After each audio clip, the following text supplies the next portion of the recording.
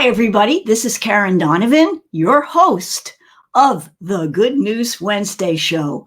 And if you saw our little preview and you had some butterflies in your stomach about going down that roller coaster, well, tonight is about butterflies, but not that kind of butterflies.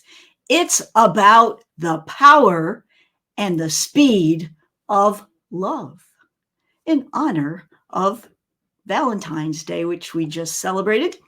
And so, without further ado, I would like to present our first segment, Strategies for a Happy Life.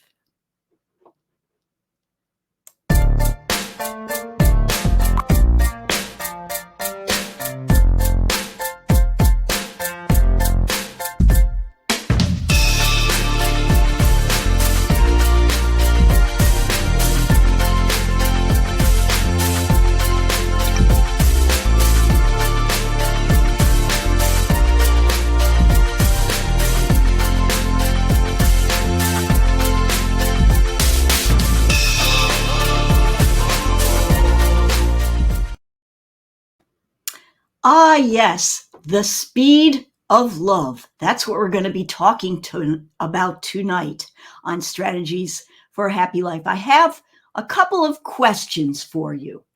So here's the first one. If you wanted to communicate a message to someone or to a group of people, how would you go about doing it? Would you use an email or would you use TikTok? Also, here's another question. If you needed to communicate some information with someone urgently, how would you do it? Would you call them or would you text them?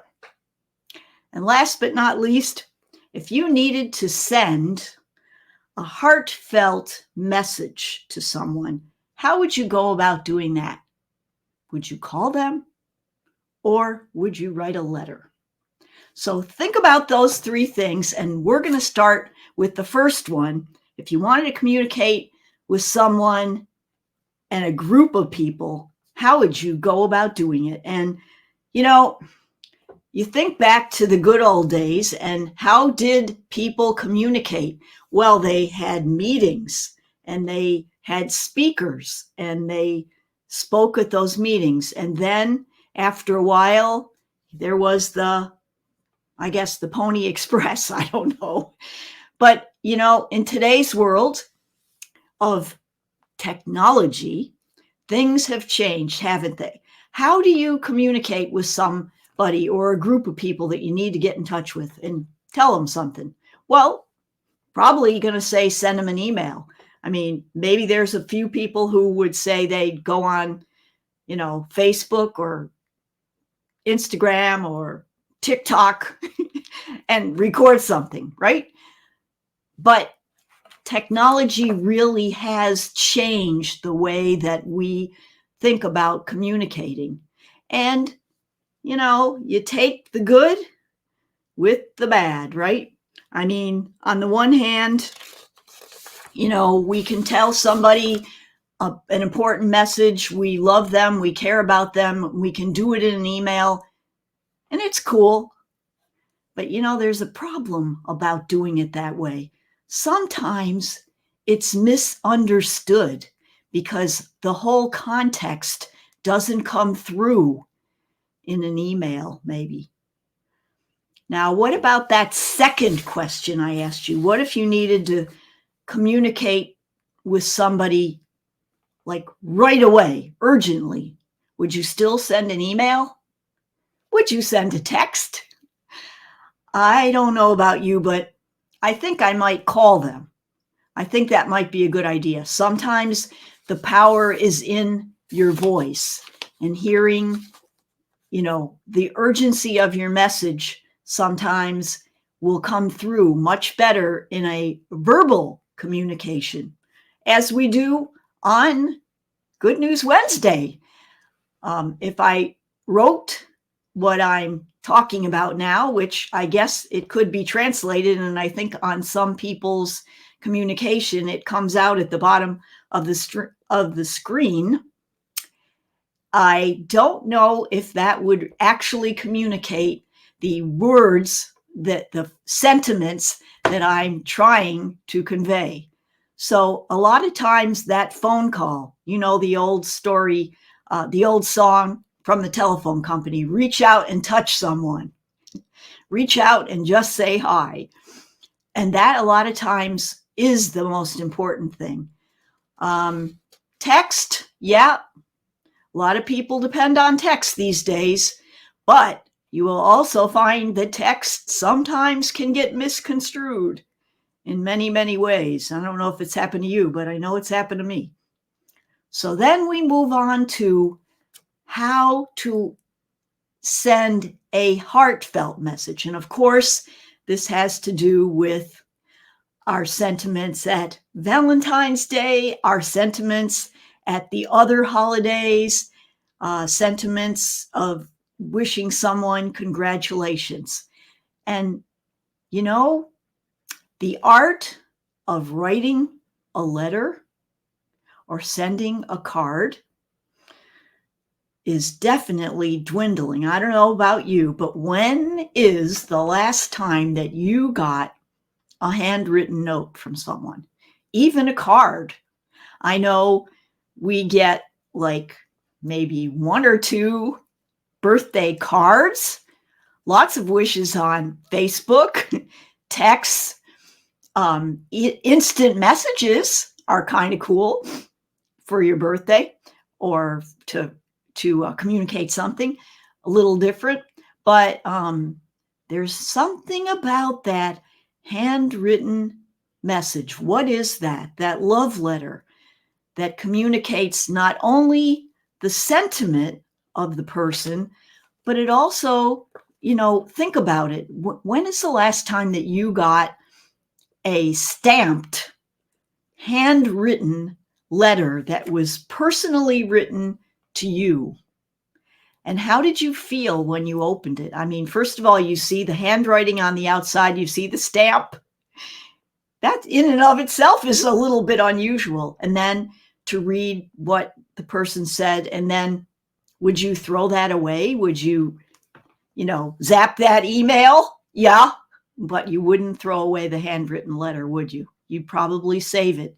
It's probably in the drawer somewhere with the cards that you got from 1999 or before, depending on what your age is. So that communication, that handwritten, heartfelt communication, it can be done and done differently. Even though we have so much in the way of technology, sometimes we need to go back to the future, right? Or the past, I don't know which. And just remember that, we have to use the tool that's best for the job. Sometimes speed is important. Okay, then the handwritten note might not go over so well because it will be too late. But there are times where you can communicate your sentiments the old-fashioned way. And we hope that the people that you care about, you communicate with the way that they would like to be communicated with, and they would like to receive communications. And sometimes that's the simplest of technology. The simplest being writing a note. And that's our segment tonight about the speed of love. We hope you enjoyed it. And now we're going to be talking about something else that you or a loved one might love and what to do about it on Real Estate Corner.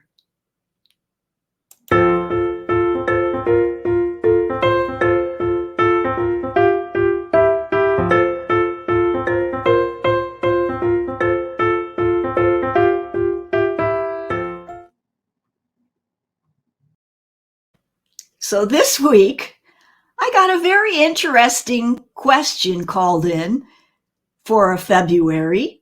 It's not a question that most people think about in February, even if they live in the southern climes, it is still a little chilly to be thinking about swimming pools. But that was my question.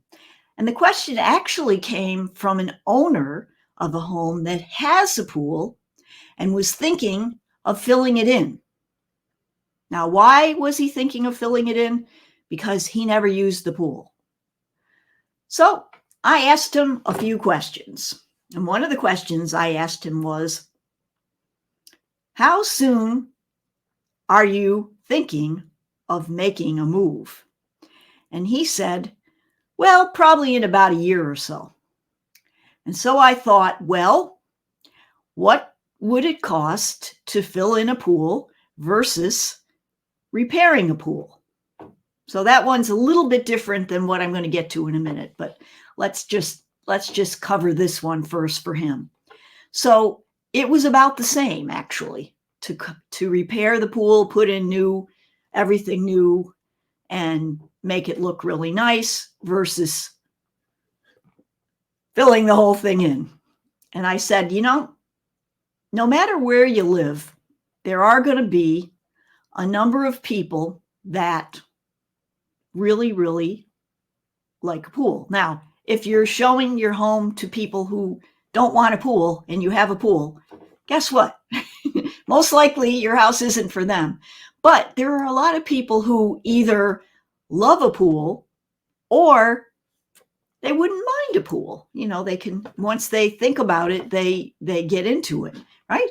So I recommended to this particular caller that he might want to consider, since the pool, if it's filled in, he definitely would only appeal to people that didn't want a pool, but that he certainly would not have an opportunity to get a little extra money for the pool when it was filled in, because filling in a pool isn't going to give him any extra money. However, keeping a pool or having a pool brings us to the next part of this question, which is, how much does a pool bring in value to a property? And experts have said that it's anywhere between 5 to 10% of the value of the home. So if you have a $500,000 house, for example, which is a round number, $25,000 to $50,000. So if, in his case, repairing the pool costs 12 or 13, he'd probably break even or maybe even make a little bit back. And in addition to that, he would be appealing to all the people who like the novelty or the necessity of having a pool, depending on where you live. Now, the question, of course, is should I buy a home with a pool? And the first question I would ask you as a buyer would be, well, what's your preference? I mean, do you swim? do you have kids that swim? If the answer is yes, I say go for it. I grew up in a house that always had a pool, and in New York, a pool is a little bit less the norm than in Florida, for example. But we had fun. Even in the winter, we had fun.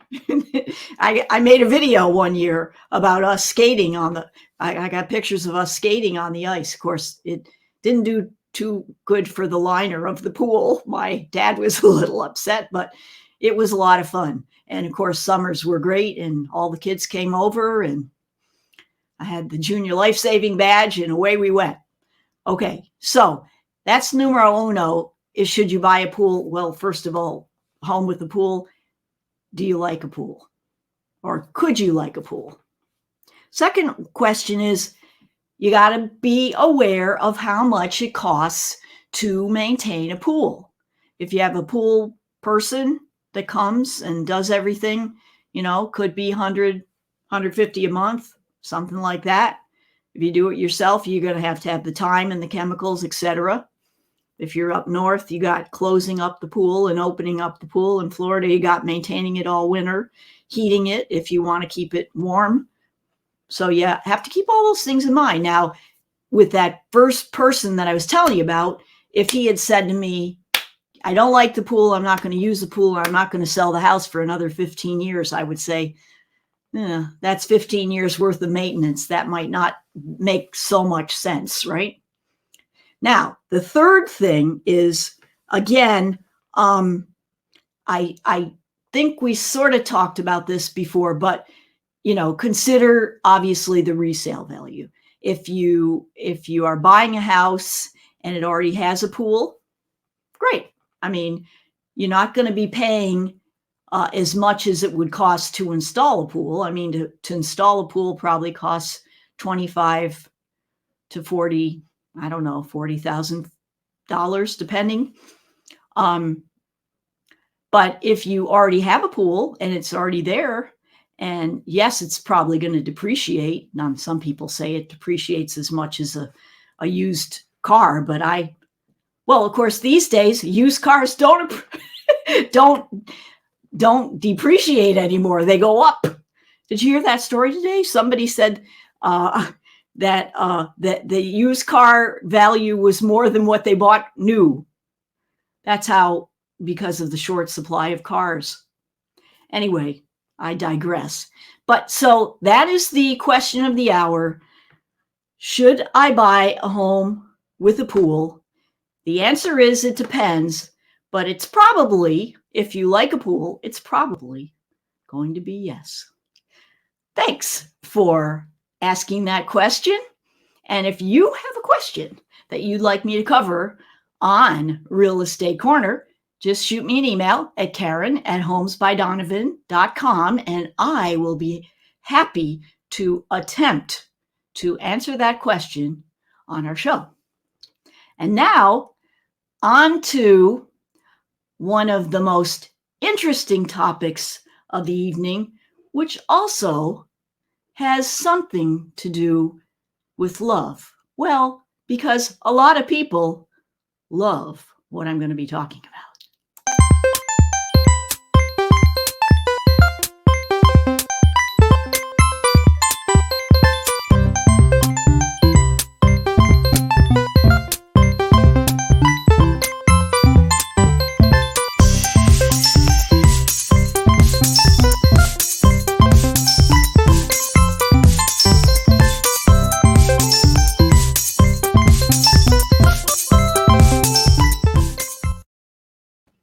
So you might be wondering, how do I get this inside info and get this question up front beforehand so that I can think about it a little bit and get the right answer? And I say to you, why not order a free copy of our Monday Morning Wake Up newsletter? And you will get this Monday morning, and in this newsletter, along with some informational tips and tricks on home ownership, houses, and also inspiration to start off your week, we give you a chance to answer our weekly Fun Day Monday trivia question with an official entry form. So tonight I cover that question in depth with the answer. So if you'd like a copy, again, send me a request at Karen@homesbydonovan.com, and I'll be happy to send you out your very own Monday Morning Wake Up newsletter. Now, here's the thing about this question. Speaking of love, Valentine's Day has just passed. Who invented the first Valentine's Day candy box? Heart-shaped candy box. Was it Fannie Farmer, Richard Cadbury, Warren Buffett, or Howard Hershey? Okay, are you ready for the answer? I know you are, but I'm going to tell you a little bit about these 4 people before I give you the answer. I'm going to keep you in suspense. Now, Fannie Farmer, if you don't know, that company was founded in Rochester, New York in 1919. Very famous candy in New York and probably the Midwest. I don't know if some people even know about it. Anyway, Fannie Farmer was sold after a number of years, and now it is no more. I think maybe Fannie Mae candies might still be around.